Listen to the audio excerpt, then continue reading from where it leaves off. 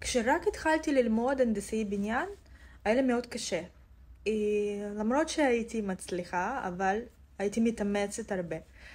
למדתי סטטיקה. בהתחלה הרגשתי לאן אני באתי בכלל. ואז עם הזמן הרגלתי את המוח שלי לפתור תרגילים וחישובים די מסובכים, ובשנה השלישית התחלתי ממש ליהנות מזה. ובמיוחד בקורס קונסטרוקציות בטון, שבהתחלה היה לוקח לנו שיעור מלא לפתור כמה סעיפים בתוך השאלה, ואז לאט לאט התרגלנו לפתור את כל השאלה בשיעור, ואז 3 שאלות בשיעור אחד. והיום אני לומדת תכנון מבנים. אני שנה רביעית בלימודים, וכבר משיעור הראשון, כי יש לי את הבסיס הזה, אני יכולה לפתור שאלה שלמה של חומר די חדש.